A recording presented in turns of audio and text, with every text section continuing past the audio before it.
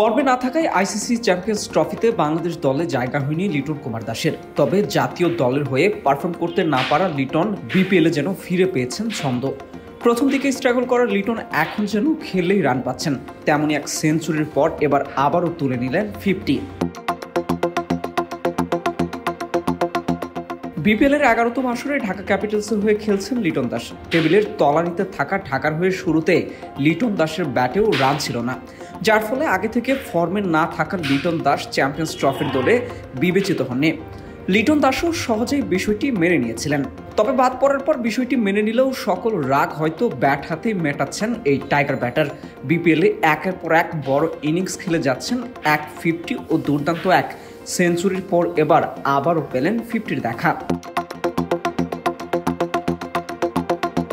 BPL দলের চতুর্থ ম্যাচে প্রথম 50 করেন লিটন দাস। যদিও আগের 3 ম্যাচে ছিল বাজে পারফরমেন্সের ধারাবাহিকতা। প্রথম 3 ম্যাচের লিটন দাসের ইনিংস ছিল যথাক্রমে 0, 2 এবং 9 রান। ব্যাট হাতে এমন বাজে পারফরমেন্সের কারণে বিপিএলের পরের ম্যাচের একাদশের বাইরে ছিলেন তিনি। তবে এরপর থেকেই যেন কথা শুনছে লিটনের ব্যাট। সিলেট স্ট্রাইকার্সের বিপক্ষে পরে ম্যাচে ফিরে তুলে নেন 50। ব্যাট হাতে 73 রানের ইনিংস খেলেন লিটন। তবে দল জয়ের মুখ দেখতে পারেনি। 3 উইকেটে টানা চতুর্থ হারের স্বাদ পেয়েছিল ঢাকা।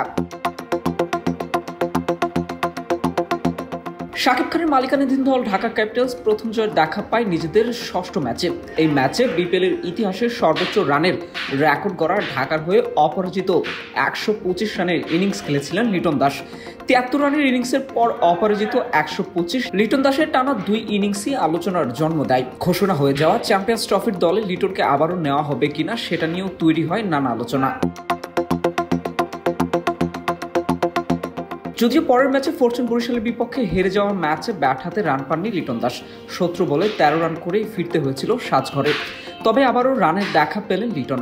চট্টগ্রাম জহুর আহমেদ চৌধুরী স্টেডিয়ামে সিলেটের বিপক্ষে 38 বলে 50 করা লিটন শেষ পর্যন্ত মাঠ ছেড়েছেন ব্যক্তিগত 70 রানে। ইনিংসের 19 ওভারের শেষ বলে সাজঘরে ফেরেন লিটন দাস। 48 বলে তার এই ইনিংসে 4টি করে 4 ও ছক্কার মার ছিল। লিটন দাসের এমন পারফরমেন্স নিঃসন্দেহে আবারও আলোচনার জন্ম দেবে। একই সাথে লিটনের ব্যাটে রান আসায় ক্রমে চাপে পড়বেন জাতীয় দলের নির্বাচকরা। হয়তো লিটন দাসকে দেখাও যেতে পারে চ্যাম্পিয়ন্স ট্রফির দলে।